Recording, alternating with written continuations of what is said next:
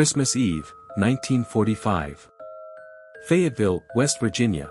Coal dust on the wind, a winter moon glazed over the ridges, a two-story frame house warm with stockings, laughter, and the tired hush that falls when a big family finally sleeps. Just after 1 in the morning, the quiet tore. Smoke crept the stairwell like a living thing, heat buckled the wallpaper, a mother woke to a sound no parent forgets, the house breathing flame. George and Jennie Sodder got some of their children out, bare feet in snow, nightclothes, coughing, counting by instinct and fear. 5 were missing. Upstairs. The telephone was dead. The ladder they always kept by the house, gone. The trucks George swore by, silent in the dark. Neighbors ran. Someone pounded the operator, someone shouted for the fire brigade, and the sky went orange enough to make the road a river of light.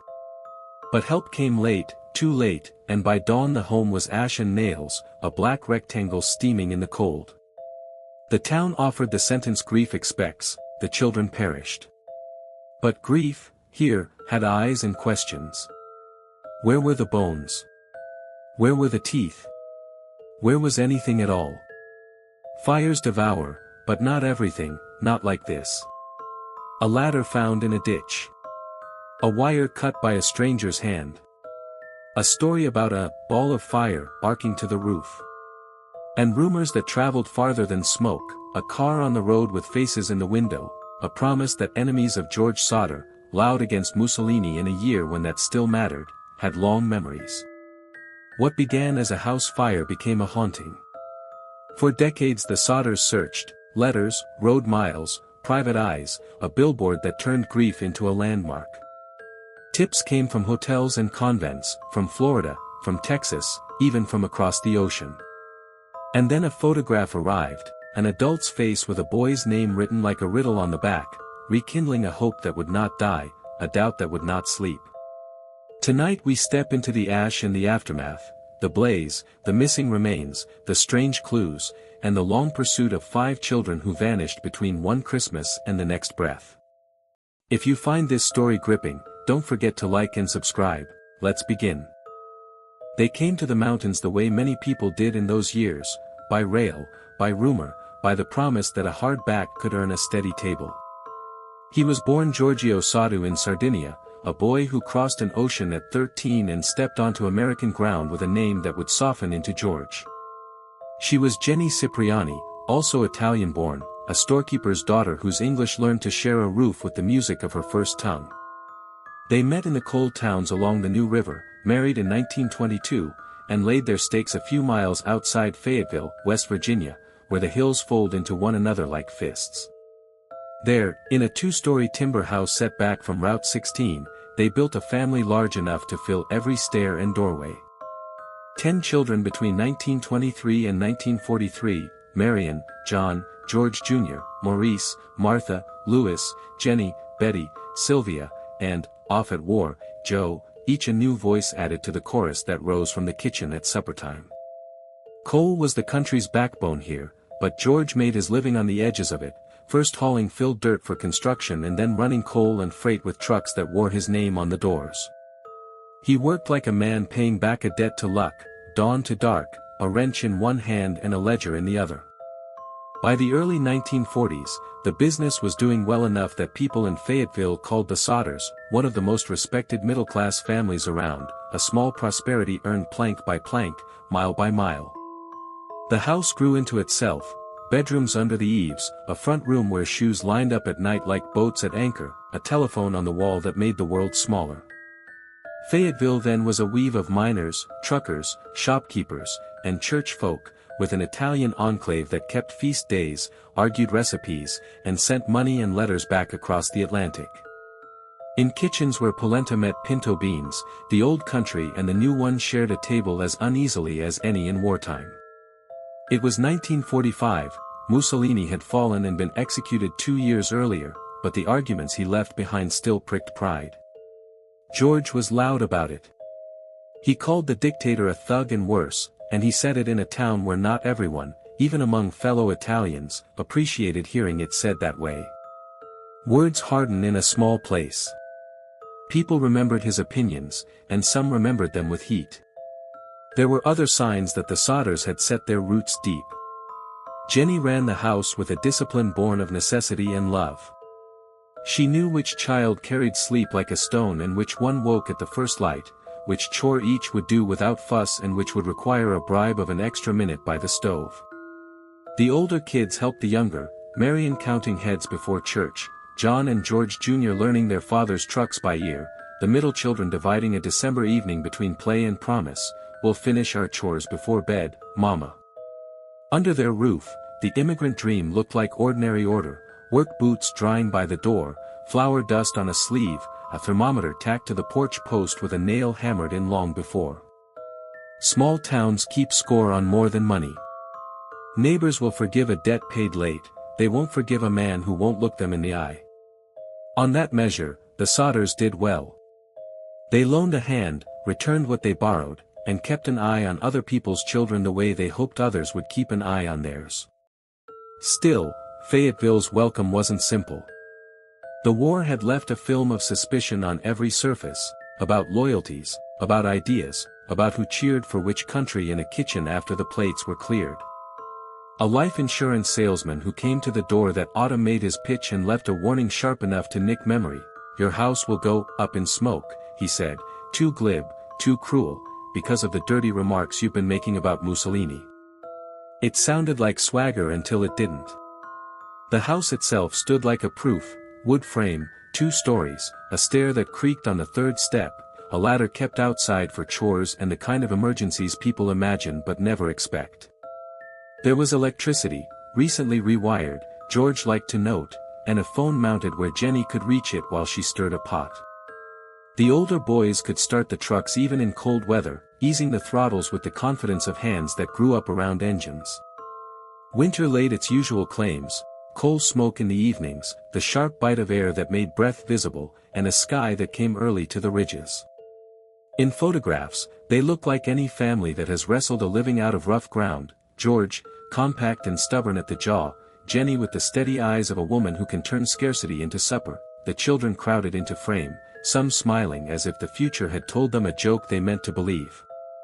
If there were fractures, they were the kind every large household knows, tiffs over toys, the quiet diplomacy required when bedtimes and birthdays share a narrow month. The larger fractures belonged to the world, boys in uniform on trains going east, telegrams that could arrive at any hour, ration books with their quiet arithmetic. Joe, 17, had already left in service to the country that had become his. That mattered in ways big and small when people counted where a man's loyalties lay. By December the house wore Christmas the way a mountain home does, practical and glad. Paper chains, oranges, a tree that gave up needles every time a child brushed past. On the 24th there were gifts opened early and new toys tried on the parlor floor, there were promises traded for bedtime as if sleep could be bargained with. After midnight, the valley went quiet. A coal truck dozed under a skin of frost, the ladder leaned in its usual place, the telephone sat ready to ring. Inside, Jennie checked the doors, counted the stillness, and let the house breathe. What she could not have counted were the grudges that sometimes outlive their reasons, the way a remark flung in a parlor can curdle into a plan, or the way a dream built true can be asked in one night to prove it deserves to stand. By the measure of their neighbors and the measure of their own hopes, the Sodders had arrived, a business with their name on it, a home that held them all, a place in a town that knew how to pronounce what they were. The dream, however, never ensures itself. Cold towns understand that better than most. All it takes is a wrong ember, a cut wire, or the kind of malice that wears a human face. On Christmas Eve, 1945, the proof of that would come in smoke and flame. Just after 1 in the morning the house changed its breath. The kind of quiet that follows a holiday, the hush of wrapping paper folded under a chair, the last ember tamped in the stove, gave way to a whisper of smoke curling down the stairwell like a thin, dark ribbon. Jennie woke to the smell before the heat, sat up with a mother's certainty, and crossed the hallway toward the phone. The receiver was a cold weight with no voice on the other end. She put it down, called for George, and began the counting every parent does without thinking, names in order, rooms by habit, the catalog of small lungs and blankets. Doors opened. John and George Jr. were on their feet, coughing, half-dressed. Marion stood in the doorway with a hand to her mouth, the kind of shock that looks like politeness. Little Sylvia was lifted from her bed and wrapped quick. The front door gave when George threw the bolt, and winter air slapped the family into the yard where their breath rose white as ash. Smoke pushed out beneath the eaves as if the house itself were exhaling. Upstairs, where the second-floor bedrooms held 5 sleeping children, Maurice, Martha, Louis, Jennie, and Betty, no one answered back. The staircase had already gone. Fire eats upward when it can, and the narrow well of wood turned itself into a torch. George broke a first-floor window with his fist and came away bleeding, glass in his palm and forearm, an unplanned price for air. He circled the house for the ladder that leaned there as faithfully as a dog. It was not in its place. He checked the shed wall, the fence line, the yard. Nowhere. He swore and ran for the water barrel and found it a drum of ice. One of the boys shouted for the trucks. If they could nose a truck in under the eaves, even a flatbed's roof would give enough height to reach the upstairs windows. The first truck coughed when the key turned and died as if the battery had been replaced by stone. The second did the same, though both had run all day. George leaned his shoulder into the fender and the boys heaved with him to no purpose. Across the road, a driver who had seen the first flare lit off for a tavern phone, Marion sprinted to a neighbor's house to wake the operator. In a minute a man from farther up the road arrived breathless, boots half-laced, asking where he should throw snow. "Get the ladder," someone shouted again, as if the world could be argued back into order by the force of a familiar word. "Flame shows you a house's bones the way an X-ray does." Plaster dimmed to orange, lath and studs glowed, the roof became a dark mouth chewing sparks into the sky. The family screamed the names that mattered most and listened for reply through a sound like a storm taking down trees. At a window where a face should have appeared there was only the rhythm of fire, draw, flare, draw, like a bellows in the hands of something patient. Jennie's voice went hoarse and thin. George stood below, helpless in his own yard, the blood from his cut dropping into snow where it looked black as pitch. Neighbors hurried in, driven by the unarguable summons of light on their bedroom walls. Some formed an instinctive line, passing pans and buckets to be tossed at a heat that didn't notice. Others fought the porch door and watched paint blister beneath their hands. A man tried to kick in a section of siding with his heel and then with a crowbar, stepping back when the boards bent and snapped like kindling seized from him. The only water that would obey them lay crusted and useless in the barrel and in the creek beyond the road. Winter had taken its tithe in cold, the fire took the rest. It is a terrible arithmetic, how long you fight before you know you are not fighting to save, only to witness. 45 minutes after the first curl of smoke ran down the stairwell, the house was a rectangle of flame then a collapsed ruin, rafters slumped, chimney standing like a marker, joists giving way with a sigh that carried farther than a shout. Someone pulled Jennie back when she tried to run toward a place that no longer existed. George stood with his hands out as if catching something falling from the air. Around them, children shivered in clothes that were not warm enough for watching a home die. Sirens traveled slowly in those hills, and that winter the volunteer department's help was a patchwork sewn by hand, men roused one by one, a truck that needed a driver, a chain of calls linked together like a fragile bridge.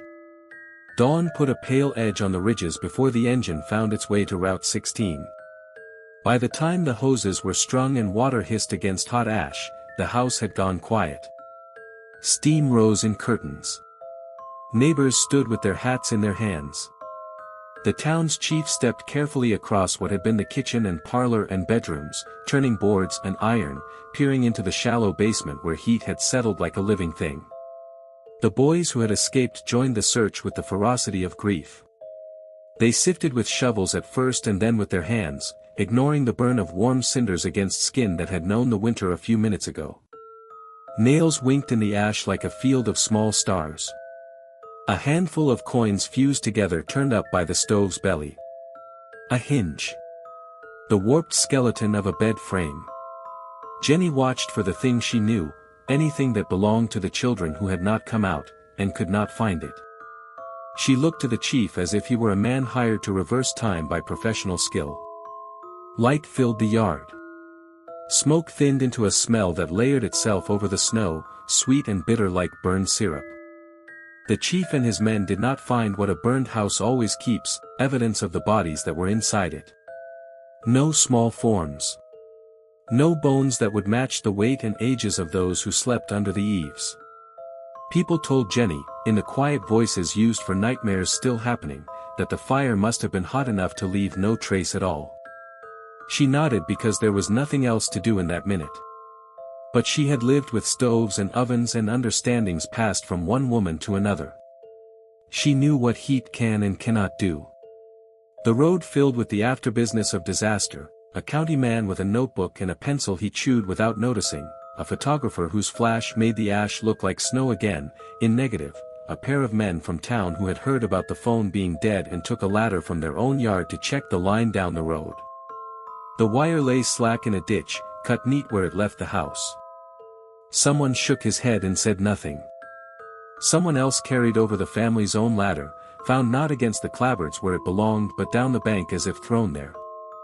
George wrapped his hand in a bandage and then unwrapped it again, bleeding through cloth because pain made a kind of sense when nothing else did. He knelt where he believed the stair had stood. He was a man who prided himself on being able to order the day with a truck schedule and a ledger. Now he met a problem that would not be solved by work. He sent the boys to check the trucks once more. They turned the keys in engines that had always answered and heard only the flat refusal of machines whose refusal felt like insult. Word climbed the ridge and crossed town. Soldiers home on leave stood back from the circle because they knew the gestures that help and those that only look like help. A pastor said a prayer that could not meet the facts on the ground. Someone suggested a backhoe to turn the last of the rubble, someone else said give the ash a day to cool. In tragedy, even the practical have to learn patience, and patience is the cruelest teacher the morning after a fire. Midday came on as if nothing particular had happened to the sun. The volunteers did their inventory of ruin. A few charred timbers were pulled aside and stacked like bones. The chief paused at the edge of the basement and stared into it with a face that understood the responsibility of speaking aloud what everyone would carry from that yard. He told Jennie and George that there were no bodies to recover. He did not say what that meant, because the meaning had not yet chosen a shape. The official line would come later. For now there was only absence, and absence can stare harder than any witness. Neighbors took the smaller children away for warm food and the promise of sleep in a room that did not echo with memory. Marion borrowed a dress and tried to put her hands to a task that would pin the day in place. The older boys wandered the property like men who had misplaced the last sentence of a prayer. Jennie stood in a shawl and did the cruel mathematics again, 5 out, 5 missing, a house so quickly consumed that even the clocks inside it had not had time to die in any position that could be read. Afternoon brought the long fatigue that follows a night without a center. The fire line steamed less. The snow gave up its edges. People began, as people must, to consider what next, where to sleep, who to call, whether to accept the cots offered in a neighbor's parlor, whether to post someone to watch the ruin through the night as if it could be robbed of what it did not hold. A wind worried the black square and lifted a last few sparks out of it as if testing the air. They rose and vanished. By evening, the story had taken on the firmness of a headline in small type. A Christmas Eve fire. A family half spared, half struck. 5 children presumed lost to a blaze that moved like a decision. Yet all the while, a harder sentence wrote itself behind the one polite people say to the grieving. No bodies. No small bones. No teeth. The ground kept no proof, only heat and a terrible stillness. The house had ended. The night had ended. The day had done its work. But the question had only just begun, where were the children? By noon the ash lay quiet, a black quilt stitched with nails and hinge parts, the metal intestines of a stove warped into a question mark. People expect grief to be loud, they are not prepared for how loud absence can be. Jennie stood at the edge of the ruin and listened for anything at all, one small sign that the 5 who had slept beneath the eaves had been where the fire said they were. She listened with her eyes. A mother knows the grammar of proof, bone, tooth, a buckle fused to something that once had weight. The ash answered with nothing. The town gave her the consolation available to towns, it must have been hot enough to consume everything. She nodded because the living must acknowledge the words the living can supply. Then, when the watchers thinned and the day found its winter rhythm again, she went to the work she trusted, testing, measuring, the stubborn inquiry of a woman who has learned to reconcile what people say with what heat actually does. She had boiled bones for soup, she had watched the oven turn fat to glass and leave the hard architecture of a chicken leg behind. In her kitchen, the facts had always behaved. In the yard, they refused. Sifting became a ritual. The older boys and the men who stayed to help took shovels first, then their hands, turning the ash a few inches at a time, pausing when a shard of glass flashed or a nail showed its length. The basement was shallow, a house fire collapses in on itself, filling the low space with char and embers and whatever the rooms cannot carry away in smoke. Each pass should have delivered something that remembered the children. Embers cooled, fists of slag broke under pressure. Nothing that could be mistaken for a child's remains came up. A woman fetched a sieve and Jennie worked it slowly, the way flour is sifted for bread, the fine powder falling through and everything else waiting to be named. Still nothing. At night, when sleep closed its door, she argued with the furnace of the mind. Bones do not vanish, she told herself in the grammar of certainty. Heat can blacken and craze them, can turn them friable and strange, but even a stove left to run hot will not erase what it is told to hold. A house fire, brief, violent, oxygen-hungry, cannot do what only a crematory does over hours with air and temperature disciplined. In a cremation retort, even then, the bones remain. They are processed. Powder is made by human hands. A family knows this because a family is given an urn. Morning brought new engineers in plain clothes, neighbors with stories about barn fires and factory accidents, a funeral man who had washed and dressed bodies taken from burned rooms. Each added a line to her ledger, here a set of teeth found after a blaze, there a tibia recognizable amid char, here a child's jaw discovered by someone with less reason than she had to find it. None of this would have convinced her alone. Together it built a platform she could stand on without being blown backward by sympathy. George met absence with motion. He paced the perimeter until the shape of the house lived in his feet. He asked the chief to come again with men, he paid in cash for hours spent turning what was left. When the official searchers left, he came back with friends, laborers who knew dirt and the way it holds a story if you press it right. He was not gentle. A man who can wrestle a truck out of a ditch does not always remember delicacy. He brought in a load of fill to tamp the basement flat, a memorial against mud and a way to make the sight of ruin bearable. He thought he was making a place to grieve. Later, when doubt grew a new root system, he would wonder whether he had covered the answers he wanted most. The explanations the town offered were shy of science and rich in the desire to be finished with agony. It burned hot, people said, look how fast it fell. The chief, pressed by the need to say something, allowed that the bodies might have been reduced beyond recognition. He was not a chemist, he was a neighbor with a hat in his hand and a face that had to be seen again at the grocer and in church. He gave the answer he had to give to keep a day from breaking into pieces. Jennie, whose days had already broken, kept her own counsel and wrote letters. A crematorium answered one of them. It spoke in the professional distances of men who attend the last business a body requires. Their sentences carried temperature and time like lead weights, a sustained heat far beyond what a timber house can maintain, hours measured rather than minutes, circulation designed to complete the bitter task. Even then, bone remained, gray, brittle, stubborn. To make it dust was a further act. Jennie read the letter at the kitchen table of the neighbor who had offered a corner for her surviving children and felt the old world and the new one agree for once, this absence was the wrong size. She performed her own test because she did not know how else to be taken seriously by facts. On the stove she burned small bones scavenged from roast and soup, teaching herself the spectrum, from raw to cooked to charred to ash. A kitchen is a laboratory when a woman requires it to be. The bones did what bones do, they outlasted the flesh that had covered them and the fat that had flavored them. Their shape persisted beyond comfort. When she set the pan aside, when she washed and wiped and set the burner to low, the image in her mind did not wash away. She could not graft that kitchen truth onto the ruin in the yard. What the ash did yield were odds and ends that proved the fire's appetite but not its completeness: metal from toys, a length of wire the color of storm, a handful of coins soldered together by heat in the belly of the stove. The family inventoried these as if the right number of trivial survivals could be exchanged for a single significant one. The arithmetic never balanced. A tooth would have tipped the ledger. A fragment of skull.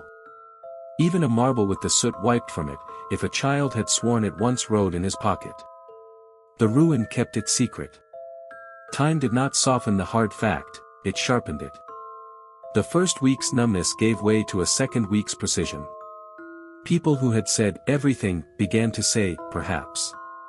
Neighbors who had quoted the fire's speed began to consider the furnace math Jennie held like a shield. A rumor took root that perhaps the children had been sleeping in a place the collapse spared and then were buried under a fall of heavy timber that neither eye nor shovel could penetrate. This rumor did not honor physics, it honored the need to say something expandable enough to hold a mother's stare. Days later, when the ground was tamped and a small fence hung with fresh pine marked the place where a home had been, Jennie looked at the black square and called the roll again, names in order, the habit as involuntary as breath, and got no answer. The law said, presumed. The death certificates would prefer a word that allowed tax records and school rolls to be kept without asterisks. But in the hallway of her mind the beds upstairs were still warm, the quilts still heavy with sleep, and the staircase still the shape of a path a father could run up with a ladder across his shoulder. The town's curiosity lowered its voice out of respect, then, as curiosity does, tuned itself to a different frequency. If the children were not in the ash, where were they? Jennie did not tolerate that question when asked as gossip. She saved it for the people who might help her answer it. She went to the fire chief again, she went to the telephone men who had found the line down, she went to the funeral director, she went to anyone whose work gave them the right to speak about the border between bodies and their endings. Each meeting made the world a little stranger and more precise. Each meeting made the absent speak a little louder. What absence says, when it is allowed to finish its sentence, is not, no, it says, look. It points with the whole hand, not a finger, toward a cluster of facts that will not sit politely beside the story the town drafted to survive the first day. A wire cut. A ladder moved. Trucks that refused to wake. A fire too fast and too complete to fit the way timber and air usually behave. An ash that would not confess. Jennie folded the crematorium letter and placed it with the family papers. George, who could no longer abide stillness, began to plan the next dig, the next search, the next attempt to force the earth to say what the fire would not. The older boys measured the yard in steps and then in shovels again. The neighbors learned the contours of the conversation and stopped offering comfort that contradicted the experiments Jennie had performed on her own stove. When the sun lowered and the January wind found the seams in everybody's coats, the ruin looked as ruins do, tamed, almost tidy, more like a memory than a wound. It was a lie the light tells to get people through the evening. The truth stayed large and unanswerable in a mother's chest. The five had not said goodnight to her in any way her senses could record. The ground gave no trace of their leaving. If the fire had not held them, something else had. And so the story did what stories do when facts outnumber explanations, it opened its gates. People began to talk about what they had seen in the hours before the blaze, or thought they had seen, or heard someone say they had seen. A ladder in a ditch. A stranger in a car watching the house. A flash arcing toward a roof, and a thud on the shingles like a thrown thing finding purchase. The ash had been eloquent in its silence. Other signs, less docile, were getting ready to speak. In the first clear days after the fire, the story tried to settle into the shape that tragedies prefer, a fault, a blaze, a loss that can be named and measured. But the ground would not hold that shape. The yard and the road and the little pieces of the world that touch a family began to return details that refused to fit. The telephone line had not died of heat. A repairman pointed to the place where the wire left the house and crossed to the pole. It had been cut clean, high enough that a person would need to climb for it and lean out into cold air to reach the sheath. The ladder that always leaned by the clapboards was found down the bank, face down in the ditch, as if dropped from a height, or thrown to be found too late. The 2 trucks that had worked faithfully through December still would not turn, though George could recite the sound of each engine like a prayer. Earlier that night a wrong number call had come to the house, glasses clinking in the background, laughter, a woman asking for a name nobody knew, followed by a heavy thud on the roof and a rolling noise like a thing coming to rest where no thing should be. Each detail was ordinary on its own, together they read like a set of instructions delivered in the wrong order.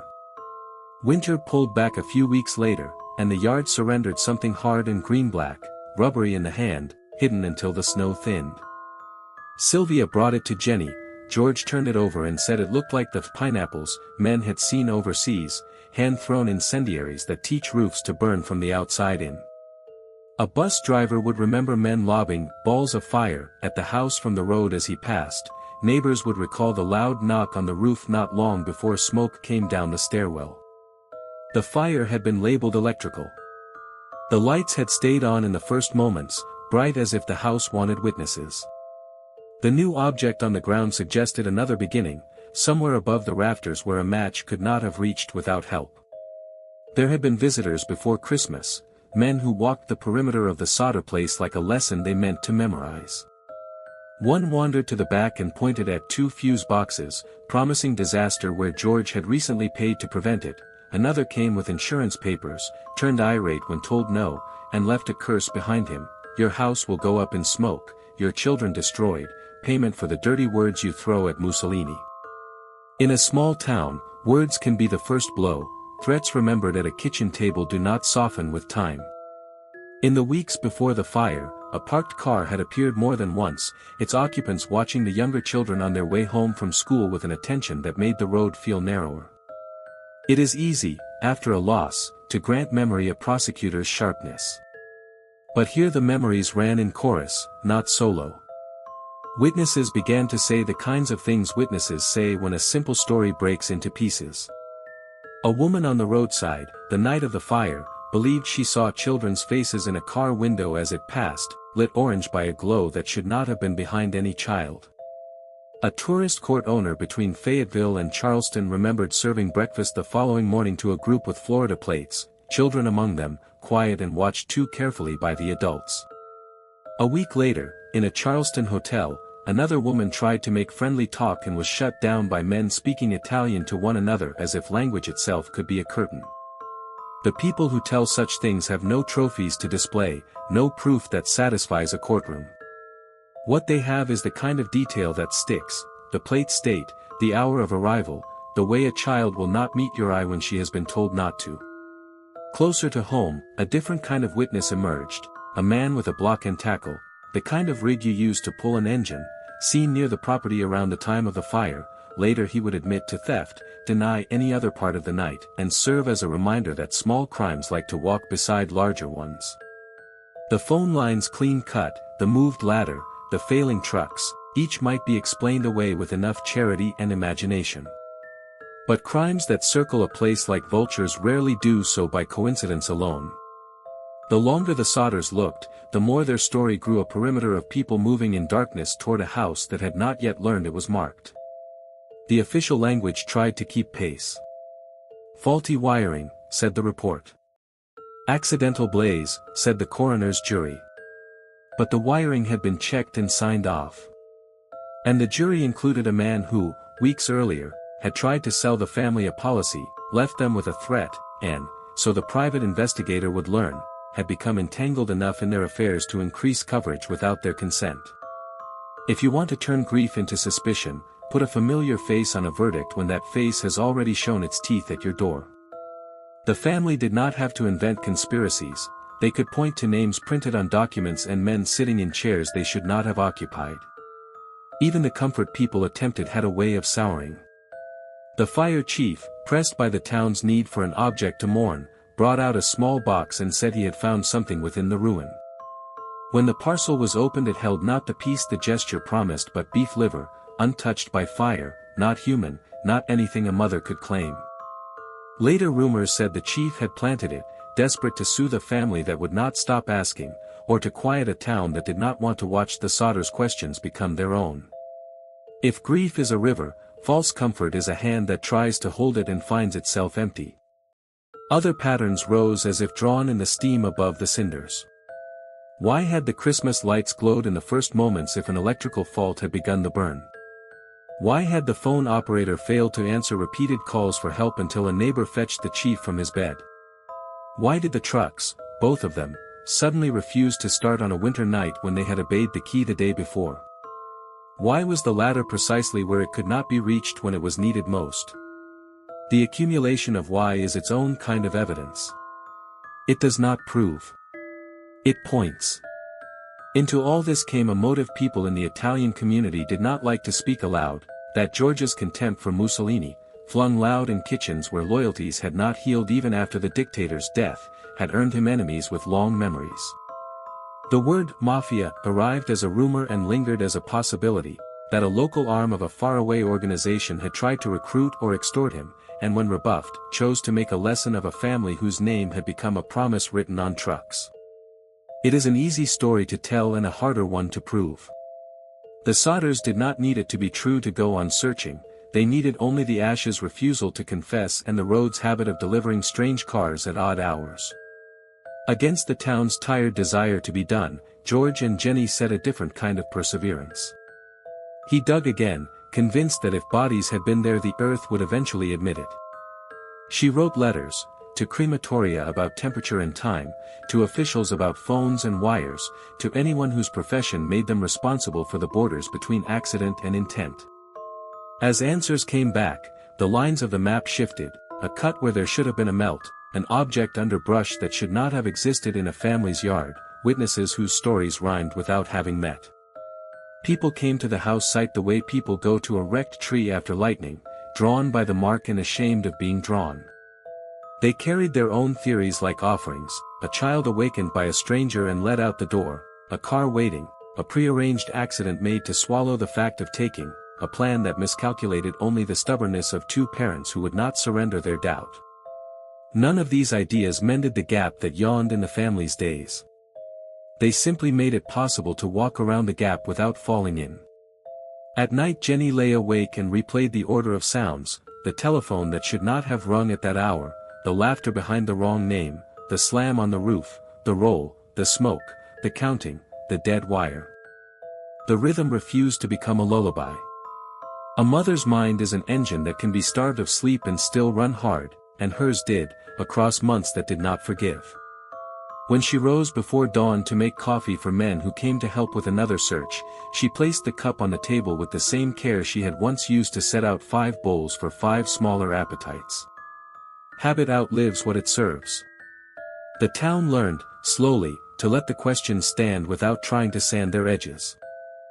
People who had first shaken their heads began to lift chins toward the road at dusk and watch for cars that did not belong. The story grew larger than Fayetteville, as such stories do when they refuse to close, carrying with it a short list of facts that could not be talked out of existence. A wire cut rather than burned. A ladder moved from where it lived. Trucks that slept suddenly and stubbornly. A thud on the roof before a house caught. A fire that left household metal intact and found a way to erase 5 bodies to a completeness that ovens designed for the task could not achieve. Faces in a passing window. Breakfast served to a party that did not wish to be recognized. A hotel clerk frozen out by men who had no patience for friendly questions. A small town's grief dragged into the open by strangers who knew their business. By the spring thaw, the case had already slipped out of the shape officials preferred and into a longer, colder outline. This might not be an accident. If it was arson, it had been practiced with a patience that felt like hate. If it was a cover, it had covered something that breathed. The Sodders did not yet know where their search would carry them. into letters to the FBI, into the hire of a private detective, into roadside billboards that would teach passing strangers the names of 5 children who had not been allowed to keep their childhoods. They only knew that the ash had told them nothing, and silence, in this case, sounded like a command. Grief that cannot bury will travel. George took to the road with a notebook in his pocket and a coil of purpose that did not loosen with miles. Jennie wrote letters in a hand that pressed hard enough to leave ghosts on the page beneath. When Fayetteville tired of their questions, they sent them outward, to offices with seals, to men whose titles implied answers, to anyone who might meet silence with something other than a shrug. A letter went to Washington. The reply came back on government paper with the confidence of a typewriter's teeth. The matter looked local, the director said. The bureau would gladly assist if the town invited them in. Fayetteville did not. The doors stayed shut to federal hands, and the hunt remained a family's errand. So they hired a man whose business was to follow small threads into rooms where strangers kept their hats on. C. Tinsley walked the town and came back with names rearranged into new sentences. The insurance salesman who had stood in the Sodder parlor that fall and prophesied smoke, he learned, had sat later on the coroner's jury that called the fire accidental, and had, without the family's consent, nudged their coverage upward as if preparing a ledger for an answer he had already chosen. Tinsley also carried a rumor too strange to ignore. The fire chief, who had told the family there were no remains, had privately claimed to have found a heart and hidden it in a dynamite box in the ash. When the box was dug up and taken to a funeral director, the organ inside proved to be beef liver, unburned. It traveled the town as a scandal, then as an apology masquerading as proof, an attempt to let grief stand down by giving it something to hold. Leads began to throw off their own light. One man pled guilty to stealing a block and tackle from the yard the night of the fire, the very rig that could have kept a truck from answering the key. He denied the rest. A bus driver remembered seeing men throw balls of fire toward the house as he passed in the dark. When the snow pulled back in March, Sylvia found a hard rubber object at the edge of the property, green-black and stubborn in the hand. It matched the sound Jennie remembered, thud, roll, at the roof hours before the smoke. George turned it under his thumb and called it what soldiers had called such things overseas. If the house had burned from above, the story everyone preferred grew teeth it had not shown at first telling. The road widened. A woman said she saw the children's faces in a car window the very night the house burned, lit by a glow the car did not carry.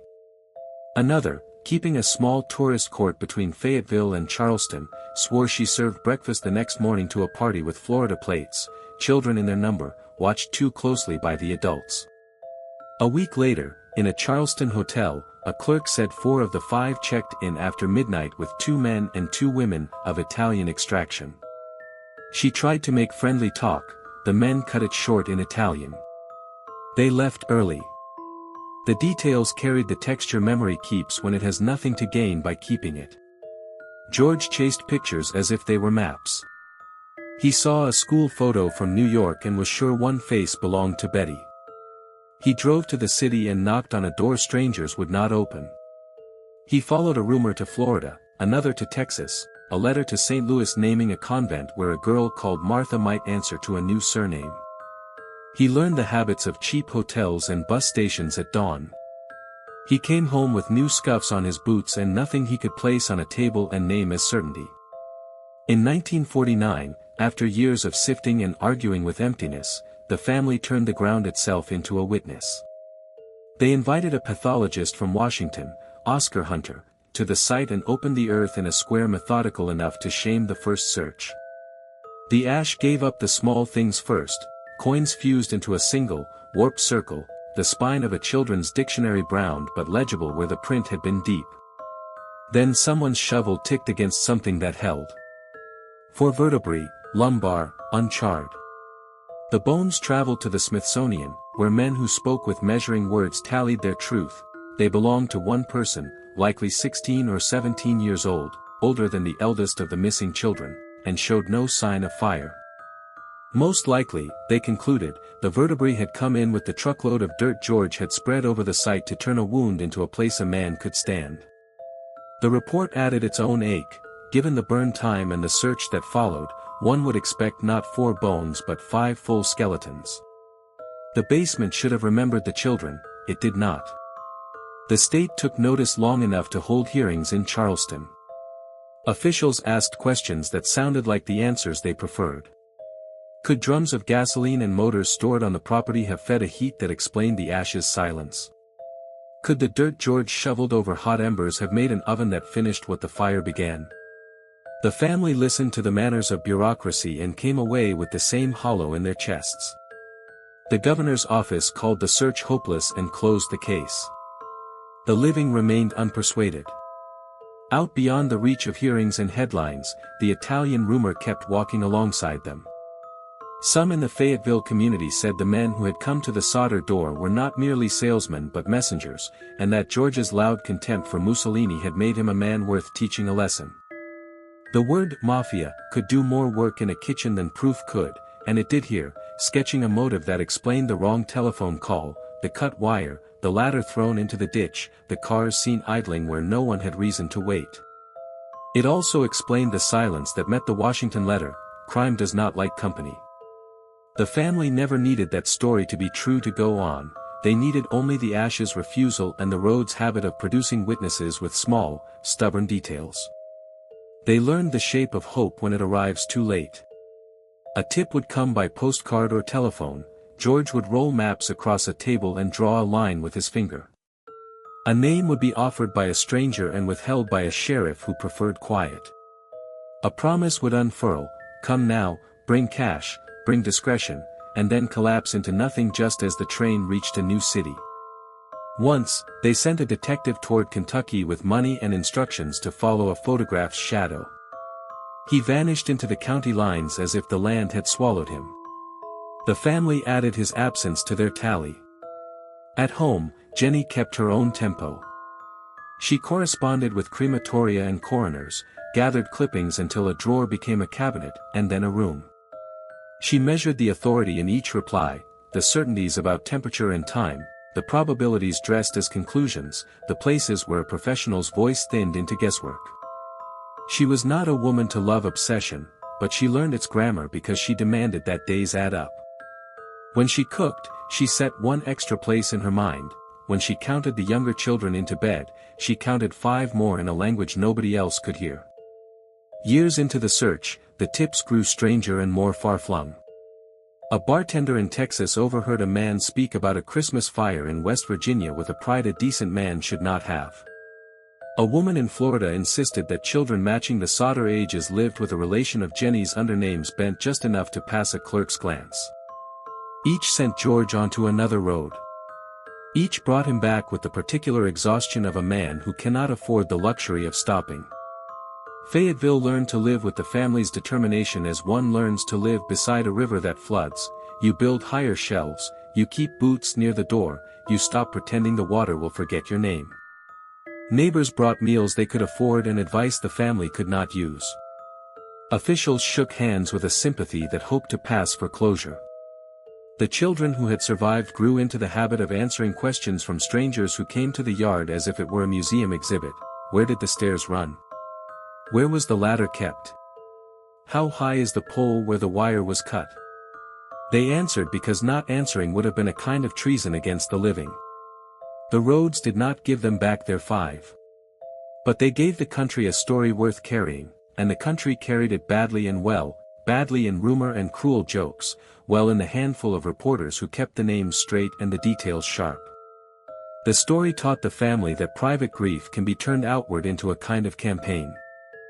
If the men with answers would not come to their kitchen table, they would build a table beside the highway and set the place settings there, where no traveler could miss them. The next chapter of the hunt would not be lived in letters alone, nor only in miles under George's tires. It would be nailed to Route 16, high and weatherproof, a row of faces raised against forgetfulness. In 1950, when most families were trying to forget the war and get on with the business of living, the Sodders built something that would not let the road forget, a billboard on Route 16, taller than a man and wide as a porch roof, bolted into posts set deep in Appalachian dirt. Across its face ran 5 photographs: Maurice, Martha, Louis, Jennie, Betty, lined shoulder to shoulder like a school picture torn out of time. Beneath them, in paint that would be freshened again and again, a question: what was their fate? And then an offer to anyone with the courage or greed to answer, a reward that climbed over the years until the figure itself became part of the legend. Drivers learned to expect it where the road shouldered a ridge and the river dropped out of sight. Brake lights winked as people slowed, children pressed their faces to glass, someone read the names out loud in a voice that, without meaning to, made them sound like a prayer. The billboard taught strangers the case before they reached town. It gave locals an honesty they had trouble mustering in conversation: here is what we lost, and here is what we refuse to accept. Billboard's weather. The Sodders would not let this one. George checked the bolts, repainted the letters, replaced a warped plank. Jennie brought a bucket and a rag and wiped coal dust from the children's printed faces as if from real cheekbones. In winter, the board stood against sleet and the long night of the hills; in summer it soaked heat and sang with insects.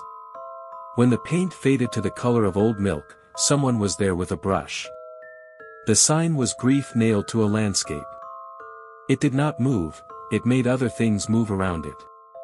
Tips arrived like weather, sudden, often useless, sometimes dangerous.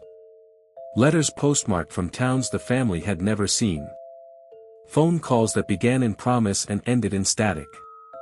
Men who knocked with their hats lowered and their eyes quick. Women who wrote careful sentences about children glimpsed through windshields. Jennie logged them all, a clerk of her own heartbreak, filing by state and date, underlining what could be checked and crossing out what had already been chased. George took the road when a story held together longer than a mile. Then, in 1967, the mailbox delivered something the family had not prepared to receive: a photograph of a young man in his 20s, hair combed back, eyes dark, mouth set in a line that seemed to know more than it said. On the reverse, in block letters and a hand that liked to lean forward, someone had written a sentence that pushed breath out of Jennie's chest: Louis Sodder. I love brother Frankie. And then a string of marks that looked like code or a license number, a 90132, with a second number added or corrected, as if even the writer did not trust the message to find its own way. The envelope bore no return address. The postmark named a Kentucky town the family had only ever driven past. They set the photograph on the kitchen table and built a circle of arguments around it. Louis had been 9 at Christmas, this face belonged to a man. But the eyes, they were the same eyes that stared from the old picture in the parlor. The arc of the brow. The way the ear lay flat against the head. Hope is not a scientist, but it has a keen eye for resemblance. When George held the snapshot up beside the boy's face on the billboard, the likeness drew a line the human brain was built to trace. If the writing on the back spoke true, then a child the town had buried in speech but never in earth had become a man somewhere, perhaps just across a state line. They did what people do when a clue lands on the table like a struck match. A private detective was hired and sent to the postmark's town with cash in his pocket and instructions to keep his mouth shut until he had something solid to put in it. Days went by. Then weeks. The detective did not return. The family learned the particular humiliation of trying to report a man missing from a search for their own missing. Authorities raised eyebrows that suggested the Sodders had become too used to the sound of their own grief. Eventually, a cousin drove the Kentucky roads himself and turned up only a handful of shrugs. The new photograph joined the old ones. Jennie added it to the billboard's composition, a sixth face, a face that belonged to after and not before, tacked up as proof that time moves in more than one direction. Visitors who knew the story only by the sign's 5 pictures now met a different challenge: to reconcile a boy's yearbook grin with a stranger's adult gaze. On the mantel, between a clock that ticked too loudly and a statue of the Virgin Jennie had polished smooth with worry, the photo rested in a frame that had belonged to a wedding portrait. Hope displaces what it must. The billboard changed the family's days. Reporters could find the house by following the traffic that slowed, the way ants find sugar. Some came with notebooks and the courtesy to listen, some with cameras and the appetite for a tidy ending. The Sodders learned to sort them with the same instincts they had learned to sort tips. They said the names with an evenness that practice buys. They showed the cut wire on the pole, the place where the ladder had been found, the bare earth where the house had stood. They pointed, in winter, to the way the wind came over the ridge as if hungry. They did not apologize for the billboard's insistence. A parent should not have to apologize for refusing to make peace with ignorance. The sign also changed the town. For many in Fayetteville the board was embarrassment turned toward the highway like a scolded child. Are we this place, this unsolved thing? For others it was a shield against forgetting. The argument played out at church potlucks and in the aisles of the Five and Dime, sometimes in low tones and sometimes not. But every December, when lights went up in windows and coal smoke salted the air, even the billboard's critics drove a little slower past the faces and counted them before turning for home. Years folded. George died in 1969 with dirt under his nails and road maps in his desk, the file drawers holding more leads than a single life can honor. Jennie kept the search and the sign. She wore black as if in uniform and tended the garden she had planted where the house once stood, a small geometry of boxwood and stone that let her hands work when her mind could not rest. Mail was still delivered to a box that carried both comfort and cruelty. Now and then, a letter arrived so precise in its details that she let herself imagine a front door opening and 5 shadows crossing the sill into the room where she had saved their places. The billboard stood because she stood. When the paint blistered, a son-in-law with a ladder fixed it. When storms snapped a board, a neighbor brought new lumber. It endured into the 1980s like a lantern no wind could quite blow out. Travelers marked their progress on Route 16 by it. Children from other counties learned the case first from that wooden sermon and only later from the voices of their parents. Then, after Jennie's death in 1989, the board began to lose the only caretaking that truly kept it upright. Gravity and weather made their quiet arguments. At last it came down, and the road resumed its habit of pretending it had never been asked a question it could not answer. But the photograph did not go down with it. The young man's face, if it was Lewis, if it wasn't, stayed behind glass in family albums and in the minds of anyone who had stood at the billboard's base and looked up. People who had only heard the story once could describe the tilt of his head years later, the way the mouth said as if mid-thought. The image did what images do. It kept the case alive without needing permission from certainty. By the time the paint dried on the empty patch of sky where the sign had been, the Sodders' search had turned from a campaign into a custom. The billboard had taught the hills how to hold a question in public, the photograph taught the family how to hold it in private. Together they made a ritual of refusal, a way to say, we will not let time tell us what to believe because time has not earned that right. And in the quiet after the last nail was pried free and the last plank hauled away, the road seemed wider and lonelier, as if it, too, had grown used to being watched by 5 children who never looked away. What remained was a lesson about persistence that outlived the hardware. A sign can keep a town honest, a photograph can keep a family from sinking. The case had moved beyond a single fire, beyond a single Christmas, into a long echo where tips still struck and died, where hope could be repainted but not retired. And with the sign gone and the photograph still staring back, the story was ready for its last turn. Toward the question that never got smaller no matter how many times it was asked, and toward the legacy that a scar leaves when it has become a map. Time tried to tidy what the fire had scattered. Papers were filed, verdicts printed, drawers closed. Children who had watched the sky go orange grew into adults who learned how to speak the story without shaking. George died in 1969, his hands still nicked from work, his desk still crowded with maps and letters with corners gone soft from handling. Jennie lived on 2 more decades, tending the boxwood garden she planted over the place where the house had stood, wearing black as if the color itself might keep faith. She left in 1989 with the search still set like a clock inside her. The bell never rang. Their living children carried the case forward the way people carry a family recipe, imperfectly identical, changed by the kitchens it passes through and by the cooks who cannot help adding a pinch of their own. They learned which questions made a room go quiet and which turned strangers into allies. Holidays were edited. Christmas Eve was kept, but the joy around it started early or late, as if sliding the date on the calendar could soften the memory sewn to the night itself. Photographs stayed on walls longer than fashions expected. A visitor might think the Sodders had decorated with the past for sentiment.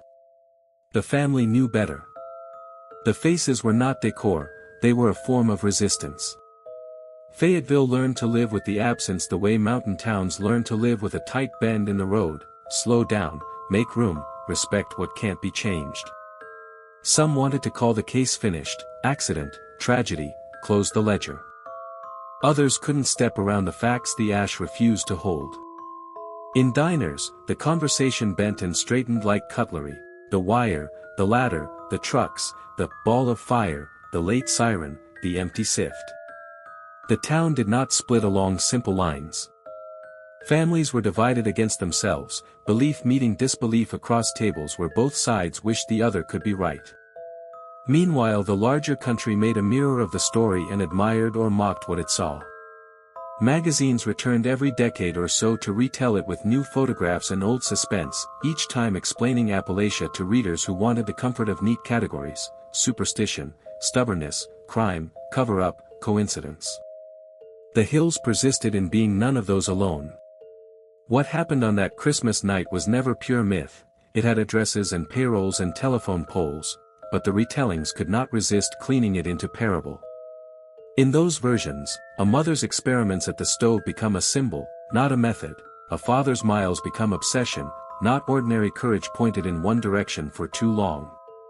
The billboard became the place where myth and method shook hands. For nearly 40 years it stood on Route 16 and did the simple work the human heart cannot. It did not tire. Wood and paint insisted on what flesh cannot hold forever.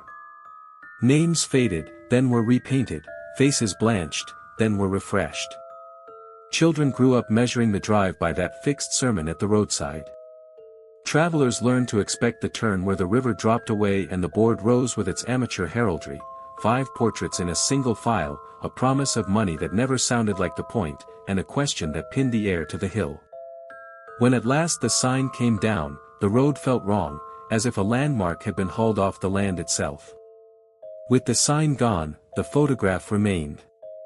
The young man who might have been Lewis, or might not, kept looking out from frames in living rooms and from copies that traveled in envelopes.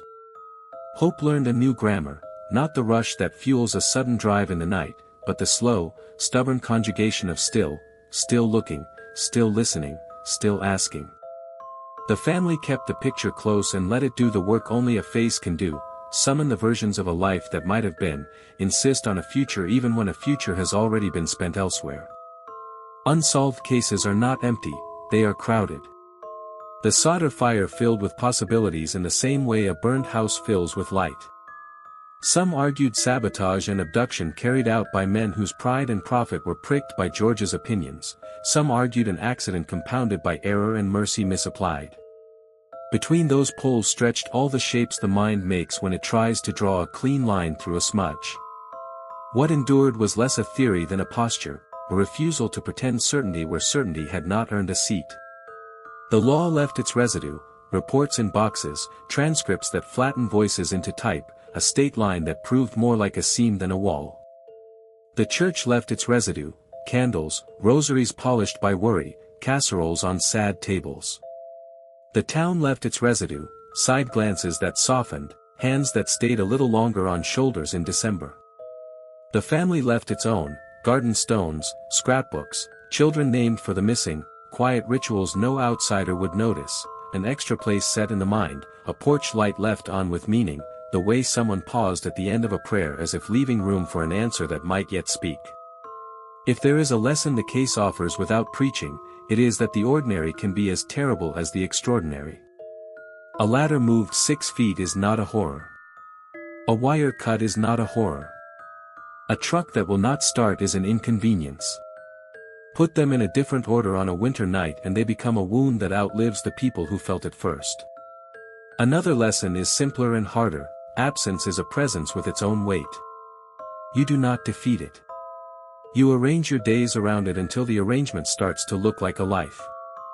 Stand where the house once stood, on a patch of ground that has learned new names: yard, garden, lawn, and the ridges still hold the sky the same way.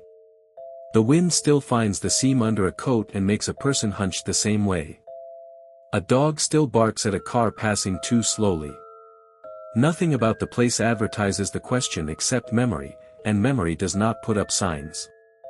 Yet if you stay until the light thins, you can feel how the ordinary shares a fence with the unanswerable. The children's faces live there, the billboard versions, the school photo versions, the imagined adult versions, all of them present in a way that makes the air seem crowded. The story goes on without closing because it teaches something the country is reluctant to learn, that some losses do not clarify, and some truths do not arrive. What people do in that condition becomes their legacy. The Sodder's legacy is not only a mystery with sharp edges. It is labor, the years of letters and miles, the paint renewed each spring, the garden kept neat over hard ground, the refusal to let the fire choose the last word. The town's legacy is not only a ghost story. It is the acceptance that a neighbor's question can become your own whether or not you asked for it. So the case remains where it has lived for most of a century, half accident, half conspiracy, wholly human. On certain winter nights, when coal smoke hangs low and the roads shine like ribbon under frost, you can imagine the billboard silhouette rising again against the ridge, 5 small faces, and perhaps a 6th, watching the traffic, asking the same unspent question. The cars go by. Brake lights flare and fade. Somewhere a mother turns a cup in her hands and listens for footsteps she knows she will not hear. The wind moves over the hills with the patience of things that outlast us. The fire is gone. The questions burn on.